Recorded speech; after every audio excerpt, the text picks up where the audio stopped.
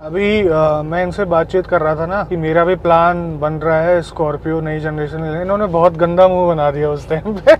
मैं हैरान कि यार ऐसा रिएक्ट क्यों कर रहे हैं, बट जो ये स्टोरी बता रहे हैं ना, ये वाकई में काफी गलत है। हर कोई नहीं कर सकता। मतलब मैं कभी सर्विस पे इतने पैसे नहीं देने चाहूंगा, स्पेशली जो बंदा मारुति से उठ के आया है। मेरा महिंद्रा से मन ही खत्म हो गया। मैंने कहा इनकी गाड़ी कभी लेनी अभी चाहिए। ये खड़ी गाड़ी फुल्ली लोडेड है, ले जाओ। एक सेल्स एडवाइजर मुझे बोलता है मैंने खुद थार निकलवाई है 1.5 लाख की एक्सेसरीज लेके। दूसरा कहता है कि मैंने खुद निकलवाई है। मैंने कहा यार तुम लोगों के पास बहुत पैसा होगा, मेरे पास तो इतना है नहीं। नमस्कार दोस्तों, एक बार फिर से आप लोगों का स्वागत है। कुछ टाइम पहले आपने एक वीडियो देखा होगा एस क्रॉस का, जिसमें तन्मय जी थे। वो काफ़ी खुश थे अपनी एस क्रॉस से, लेकिन गाड़ी को अपडेट करना चाहते थे, अपग्रेड करना चाहते थे एक्चुअली।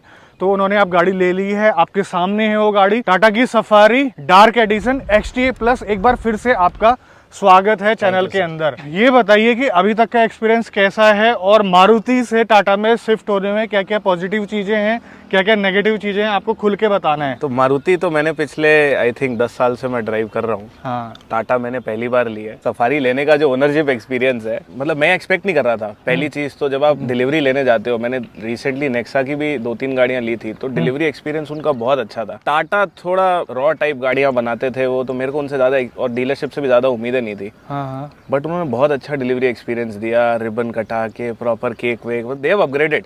ऐसा तो नहीं है कि आपकी महंगी गाड़ी है उसकी वजह नहीं, वो पंच का भी कटा रहे थे सर के। अच्छा। ये गाड़ी मेरे को लिए हुए हो गए 31 मई को डिलीवर हुई थी। 1000 किलोमीटर मैंने ड्राइव कर लिया। गाड़ी तो बहुत जबरदस्त है चलाने में। रोड प्रेजेंस ही इसका मतलब किलर है। और ब्लैक में तो वैसे ही DRLs के साथ लगती बड़ी अमेजिंग है ये। हाँ, ऐसा लगता है कि काली बिल्ली आ रही हो सफेद आंखों के साथ। यही वाला कुछ इस टाइप का रोड प्रेजेंस है। और ट्विस्ट ये है कहानी में कि इन्होंने XUV 700 को रिजेक्ट करा। उसकी भी एक इंटरेस्टिंग स्टोरी है। दूसरा, इन्होंने प्रॉपर इंक्वायरी भी की थी, क्योंकि इनका इंटरेस्ट पहले जीप कंपास लेने को भी जा रहा था। उसकी भी स्टोरी है, वो जानने की कोशिश करेंगे। मुझे ये बताओ कि ऑन रोड कितने की पड़ी है? मुझे पड़ी है 23 लाख और 80,000 70,000 ऐसे ही कुछ। 23 लाख 24 लाख मान लो आप। कितने दिन में मिल गई थी आपको ये? मेरे को 3 हफ्ते में मिल गई थी। 3 हफ्ते में मिल गई। तो चलिए, बहुत अच्छी बात है। अब चलाते चलाते बात करते हैं गाड़ी को। आइए, देखो जो इसका टॉप वेरिएंट आता है उसमें और इसमें थोड़ा बहुत अंतर है। जैसे आप यहाँ पर इंस्ट्रूमेंट क्लस्टर देख सकते हैं, इसमें बेसिक वाला मिलता है और ये जो स्क्रीन है वो छोटी है। इन चीजों से तो आपको खैर क्या ही फर्क पड़ता होगा? इन चीजों से सर कोई फर्क नहीं पड़ता। मेरा अगर स्क्रीन ये 10 इंच का भी होगा ना, तब भी मैंने कार प्ले चलाना है बस। एडवांटेज ये हो गया कि इसमें पैनोरामिक सनरूफ आपको मिल जाती है। हाँ, इसमें पूरी पैनोरामिक रूफ है। ये मेरा एक वन ऑफ द क्राइटेरिया था कार लेने का। ये आपका नहीं होगा, फैमिली में से होगा किसी का पक्का। ऐसा है? हाँ, फैमिली में क्राइटेरिया था ये कि अब ले रहे हैं, अपग्रेड कर रहे हैं, तो आजकल सनरूफ वाली गाड़ी आ रही है बढ़िया, तो वही लेते हैं। क्रूज कंट्रोल बहुत इंपॉर्टेंट फैक्टर था जो इस मॉडल में मुझे मिल गया। अच्छा। तो जब मुझे बाकी सारी चीजें पूरी हो गई तो फिर मेरे को टॉप पे जाने की जरूरत नहीं पड़ी। टॉप में और इसमें कितना अंतर है पैसों का? 2.5 लाख रुपए का अंतर है। और उस 2.5 लाख में आपको इलेक्ट्रॉनिक पार्किंग ब्रेक मिलता है, और उसके साथ इसमें 2 एयर बैग्स हैं, उसमें 6 मिलते हैं। थोड़ा स्क्रीन बड़ा मिल जाता है, आगे उधर हाफ डिजिटल इंस्ट्रूमेंट क्लस्टर मिल जाता है, और लेदर अपॉल्स्ट्री मिल जाती है। और इसमें ब्लैक सनरूफ। और हाँ, ये थोड़ा ये वाला एरिया पूरा ब्लैक है। चलो ये तो छोड़ो, फीचर वीचर की हम बात करते ही नहीं है। इंटरेस्टिंग स्टोरी ये है कि बाकी गाड़ियां क्यों रिजेक्ट हुई। XUV का रीजन बताओ सबसे पहले। सर, जब मेरा गाड़ी अपग्रेड करने का जो रीजन था ना, वो ये महिंद्रा XUV था। उसमें ADAS आया था, कोई नई चीज आई थी। मुझे लगा इसको ट्राई करते हैं, तो मैंने रिसर्च शुरू करी। उसमें बहुत सारे ऐसे इन्होंने फीचर्स दिए हैं जो काफी अच्छे थे। तो मैंने टेस्ट ड्राइव वगैरह करी, मुझे अच्छी लगी गाड़ी। मैंने ADAS चलाया, मैंने कहा ये तो अच्छी चीज है। हालांकि इंडिया में सक्सेसफुल नहीं है आज के टाइम पे, क्योंकि हमारे यहाँ तो कहीं से भी कोई बाइक वाला आ जाता है, पर हाईवे पे मुझे लगा काम आ जाएगा फीचर। तो मेरे को और मेरी फैमिली को सबको गाड़ी पसंद आई, हमने डन कर दी। और ऐसे बात डन हुई थी कि वेटिंग ज्यादा थी उसकी, बट डीलर ने बोला था कि मतलब आपको 6-8 महीने में आई जाती है गाड़ी, मिल ही जाएगी। यही बात करके हमने डन करी। 2-4 दिन बाद मुझे जो वो ईमेल आया महिंद्रा से, उसमें डेट दे दी उन्होंने मार्च 2024 की। अच्छा। ये बात है मार्च अप्रैल 2022 की। अब 2 साल में तो गाड़ी के फेस लिफ्ट आ जाते हैं, और मैं 2 साल बाद डिलीवरी लूँ, इतना लंबा वेट कर नहीं सकते थे। तो मैंने अपने सेल्स एडवाइजर को फोन करा कि कुछ देखो गाड़ी वाड़ी मिल जाए। तो अभी हो ये रहा है सर मार्केट में कि XUV की एक पता नहीं है क्या क्रेज बन गया है कि जितने भी डीलर्स हैं ब्लैक कर रहे हैं गाड़ियाँ। अच्छा। मतलब अगर मेरी गाजियाबाद में किसी से बात हुई नेक्सा वाले के थ्रू, तो पता चला कि वो बोल रहा है सर 1.75 कैश लगेगा। अच्छा, ऊपर से गाड़ी तब कितने दिन में दे 7 दोगे? दिन में। फिर यहाँ पे बात हुई गुड़गांव में, तो एक्सेसरीज लगवानी पड़ेंगी। तो मैंने कहा मैं अपने डीलर से बात करता हूँ जिससे मैंने बुक करी है।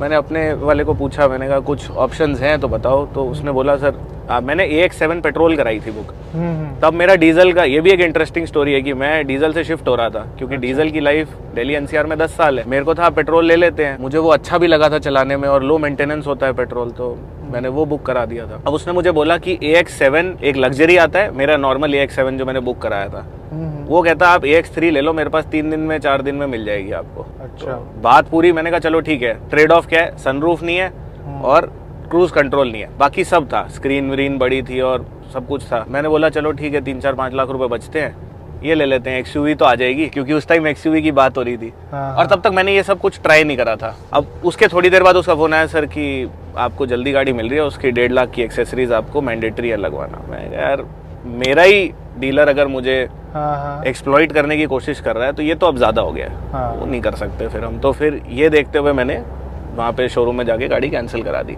वहाँ जाके मुझे एक नई कहानी पता चली। अच्छा। वो ये है कि मान लो आपने गाड़ी बुक कराई है, आपकी बुक कराई हुई गाड़ी आपने XYZ रीजन से कैंसिल कर दी। अब अगर वो गाड़ी शोरूम पे तो आ गई है बिल होके, तो वो सीधा उस गाड़ी को भेज देते हैं अपने वर्कशॉप में और उसमें लगा देते हैं 1.5-2 लाख रुपए की एक्सेसरीज और उसको शोरूम पे लाके ब्रांड करके खड़ा कर देते हैं। कि अब आप 2 तरह के कस्टमर्स हैं, जिसको चाहिए अभी चाहिए, ये खड़ी गाड़ी फुल्ली लोडेड है, ले जाओ आप, ठीक है। और आप अदरवाइज अगर आपको बिना एक्सेसरीज के चाहिए तो फिर आप 2 साल 1 साल जो भी इनका वेटिंग पीरियड है उसकी वेट करो।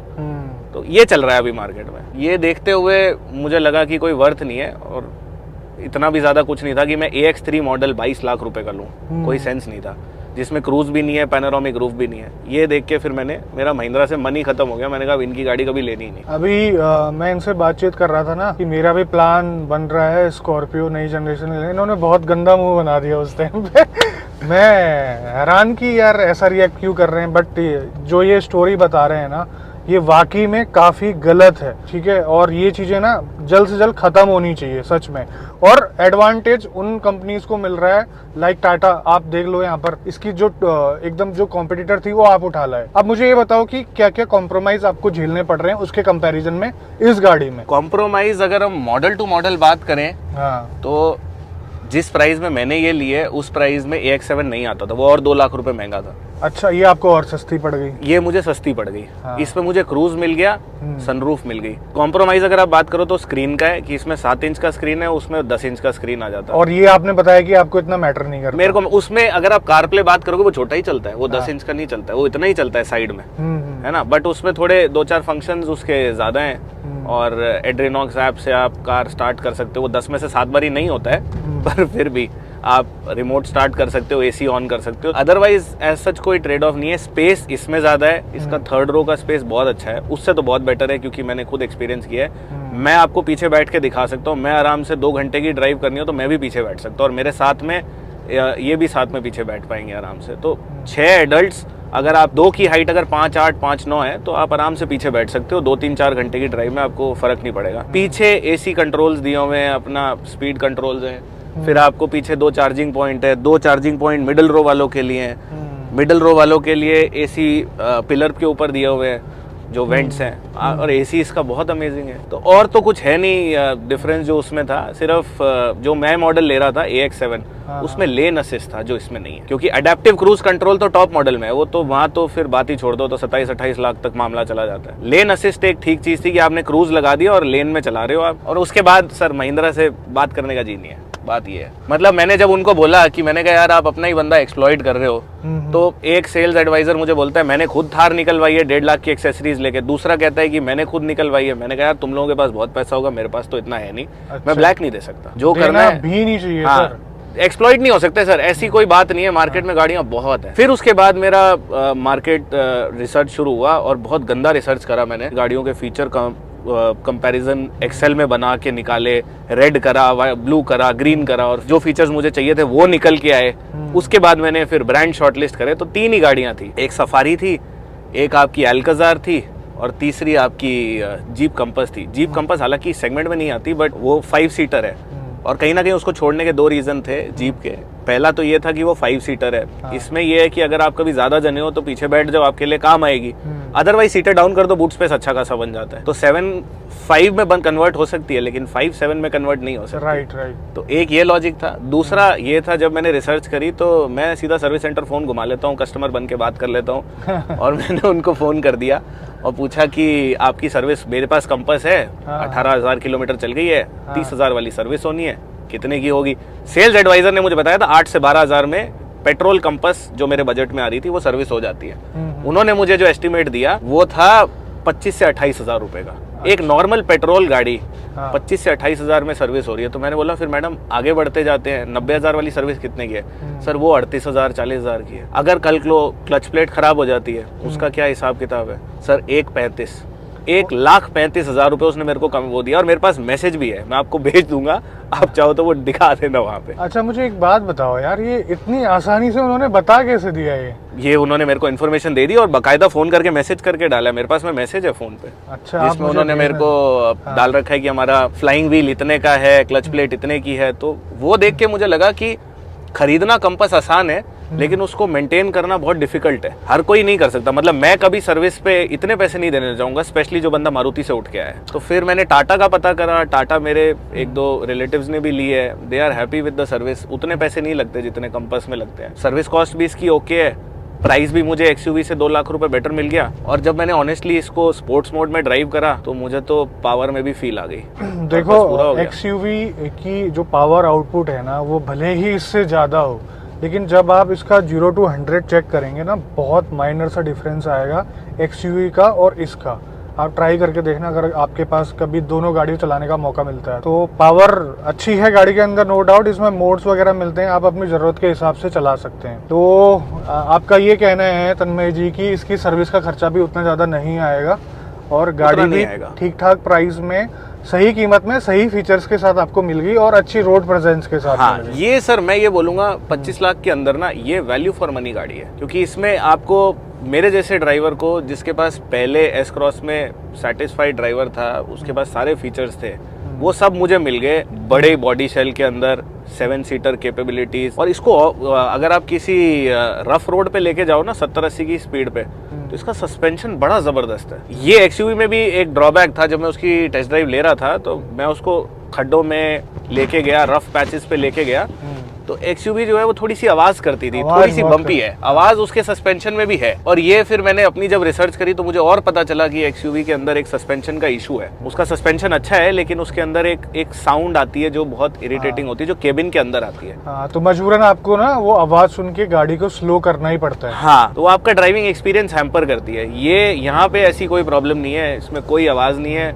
ये ग्लाइड कर जाती है। मतलब रफ रोड पे इसको चलाने में आपको और कॉन्फिडेंस आता है। परफॉर्मेंस इसका डीजल इंजन है, 2 लीटर का, 167 PS चर्न करता है पावर। एवरेज कम है इसकी थोड़ी सी, क्योंकि अगेन मैं एस क्रॉस पे जा रहा हूँ, वहाँ मेरे को 20 मिल जाता था, यहाँ मुझे 11-12 मिल रहा है सिटी के अंदर।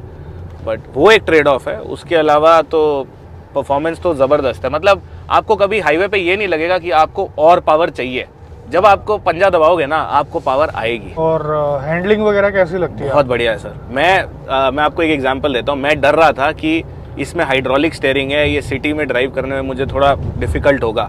बाकी आप इस सेगमेंट में सारी गाड़ियाँ इलेक्ट्रिक स्टीयरिंग पे आती हैं, जीप को छोड़ के। तो इसको मैंने जब अच्छा खासा 20 किलोमीटर की मैंने टेस्ट ड्राइव ली थी, मैंने सेल्स एडवाइजर को बुलाया, ये बोल के था मैं 15 से 20 किलोमीटर चलाऊंगा गाड़ी, क्योंकि मेरे को तसल्ली करनी है। अगर मुझे समझ में आ गई तो फिर हम डन कर देंगे हाथ के हाथ। तो वो भी ओके था। तो मैंने इसको एक हाथ से, मैं जनरली एक हाथ से गाड़ी चलाता हूँ और एक हाथ मेरा आर्म रेस्ट पे होता है, तो मैं इसको आराम से चला पा रहा था। और वो दिन है और आज का दिन है, मैंने दूसरा हाथ कभी यूज नहीं किया, क्योंकि ये तो ऑटोमेटिक है। जो मेरी दिल्ली तमन्ना थी वो भी पूरी होगी। और अगर मैं मैनुअल लेता ना, मैं आपको ये भी बता दूं, तब मैं सफारी बिल्कुल नहीं लेता, फिर तब मैं कोई और गाड़ी देखता। क्योंकि एक जो चीज मैंने नोटिस करी है ना, वो यहाँ पे जहाँ आपने अपना ये लेफ्ट नहीं रखा हुआ है ना, ये अड़ेगा आपको।